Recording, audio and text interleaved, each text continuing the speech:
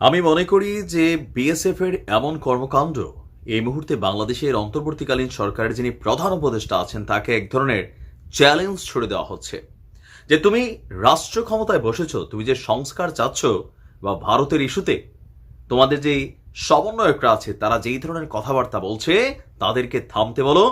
তোমাদেরকে আমরা এভাবেই চার পায়া প্রাণীটার মতন গুলি করে মারবো, তারপরে দেহটা নিয়ে যাব, এরপর সেটা ফেরত দেব না, পারলে কিছু করে দেখাও। একটা চ্যালেঞ্জিং ইস্যুতে, কারণ মাত্র গেল কয়েকদিন আগে সার্জিসরা, সমন্বয়ক আসিফ মাহমুদরা, নাহিদরা বলছিল যে ভারতের সাথে বন্ধুত্বের ইস্যুটাতে ন্যায্য হিস্সা অথবা সীমান্ত ইস্যুতে ভারতকে জবাবদিহিতায় আনতে হবে। তো আমরা এবার এই ইস্যুটাতে মনে করি সেটা বাংলাদেশের পক্ষে সমন্বয়করা আবার একটা অবরোধ আন্দোলনের ডাক দেন, কারণ এটা এখন নিজেদের কি বলে যে অস্তিত্ব রক্ষার একটা ইস্যু আসছে। কারণ 14 বছরের এই হিন্দু মেয়েটাকে বিএসএফ যেভাবে গুলি করে মাইরা তার দেহটা নিয়ে গেছে, সেইটা আমি কোনোভাবেই মানতে পারি না। তবে আমি সীমান্তে বসবাসকারী আমাদের যারা ভাই বোনেরা আছেন তাদেরকে আবারও বলি, আপনারা যদি অনেকেই মনে করেন যে আমি হিন্দু, ভারত ধর্মভিত্তিক দেশ হিসাবে আমার সেখানে পবিত্র ভূমি, তো এই আবেগে যারাই এখন সীমান্ত ক্রস করতে যাবেন ভারতীয় দালালদের ফাঁদে পড়ে আপনাদেরকে কিন্তু মাইরা ফেলবে, কারণ বিএসএফ এর মাথাতে এখন অন্য কিছুই ঘুরছে। মৌলভীবাজারের কুলাউড়ায় ভারতীয় সীমান্তরক্ষী বাহিনীর হাতে গুলিতে স্বর্ণা দাস নামক 14 বছরের ছোট্ট এক কিশোরী নিহত হয়েছে। রোববার রাতে উপজেলার শরীফপুর ইউনিয়নের লালারচক সীমান্ত এলাকায় এই মর্মান্তিক ঘটনা ঘটেছে।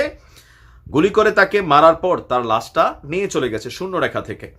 2রা সেপ্টেম্বর সন্ধ্যার দিকে আমাদের বিজিবি 46 ব্যাটালিয়নের একটি দল নিহতের বাড়িতে যাওয়ার পর খবরটি জানাজানি হয়।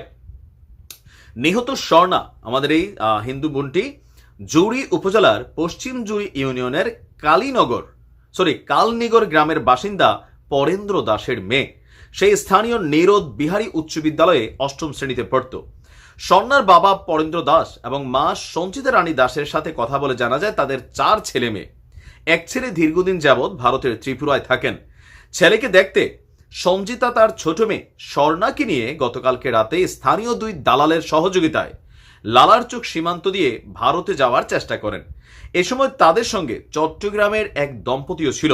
রাত 9টার দিকে ভারতের কাঁটাতারের বেড়ার কাছে পৌঁছারে ওভারক্রস করে নাই বিএসএফ তাদের লক্ষ্য করে এলোপাতারি গুলি চালায়। এইটারই ব্যাখ্যা চাচ্ছি আমরা ভারতের কাছে। এতে স্বর্ণা ঘটনাস্থলে মারা যায়, তাদের সঙ্গে থাকা দম্পতিও আহত হন। গুলি থামার পর সঞ্জিতা সহ বাকিরা, মানে স্বর্ণার মা সহ বাকিরা লালারচক গ্রামের একটি বাড়িতে ঢুকে আশ্রয় নেন। পরে আহত দম্পতিকে চিকিৎসার জন্য সিলেটের ওসমানী মেডিকেল কলেজ হাসপাতালে পাঠানো হয়। বিএসএফ এর গুলিতে কিশোরী নিহতের খবরের বিষয়টি নিশ্চিত করেছেন আমাদের 46 ব্যাটালিয়নের যিনি কমান্ডার আছেন নায়েক উবায়েদ। তিনি বলছেন কয়েকজন বাংলাদেশি ভারতে যেতে চেয়েছিল, এর মধ্যে বিএসএফ এর গুলিতে মারা গেছে। ভারতীয় কর্তৃপক্ষ নিহত কিশোরীর মরদেহ হস্তান্তর করেনি। এই জিনিসটাই মাইরি গত 16টা বছর আওয়ামী লীগ আমলে যখন হয়েছে আমরা প্রতিবাদ করেছি।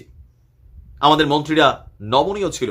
আজকে সার্জিসদেরকে বলবো তোমরা ক্ষমতার চূড়ান্ত জায়গায় পৌঁছেছ, নাম ডাক যশ খ্যাতি সুবিধা সবকিছু পাচ্ছ, কিন্তু এই ইস্যুগুলোতে তোমরা যদি এখন থাইমা যাও তাহলে তোমাদেরকেও মানুষ কিন্তু বয়কট করবে, কারণ এই বিষয়গুলা ভারতের সাথে কোনোভাবেই এটার কোনো সুযোগ নেই। এখন ডক্টর ইউনূসের ক্ষমতা আছে, পশ্চিমাদেরকে এখানে ইনভলভ করতে হবে যে সীমান্তে কোনো রকম গুলি, মরণঘাতী কোনো গুলি করা যাবে না। রাবার বুলেট ছুটতে পারে, যদি এক্সট্রিম লেভেলে কেউ যায় ভাই, যদি ঢুকে তোমরা গ্রেপ্তার করো। আমাদের তারা গ্রেপ্তার করছি না, কয়েকদিন আগে তো গ্রেপ্তার করছি, করে তো আবার তাদেরকে আমরা আইনিভাবে তাদের কাছে হস্তান্তর করছি। তো আমাদের মানুষদেরকে কেন তোমরা মেরা ফেলবা? আমাদের সীমান্তে থাকা অবস্থায় গুলি করে মেরে তার দেহটা নিয়ে যাবা? আজকে সমন্বয়কদের সময় এসেছে। এমনি তো অনেক কথা বলা যায়, কিন্তু চেয়ারে বৈশা এই কাজগুলাকে করা বড় কঠিন বিষয়। বিপিন উর্দের দৃষ্টি আকর্ষণ করছি, এন্টি ভারত মুভমেন্ট দিয়া পাবলিকের কাছে অনেক জায়গা আপনারা পাইছেন, সেটা নিয়ে আজকে আপনাদের ভূমিকা কি? ডক্টর আসিফ নজরুল স্যারের দৃষ্টি আকর্ষণ করছি, অনেক কথা আপনি বলেছেন, আজকে সময় হয়েছে, ফেলানির যুগ শেষ। আজকে এই স্বর্ণার যুগে, বাংলাদেশের এই স্বর্ণ যুগে আসলে কি প্রতিক্রিয়া সরকারের পক্ষ থেকে আপনারা দেখান, আমি এটার প্রতিবাদ জানাচ্ছি। ভালো থাকুন।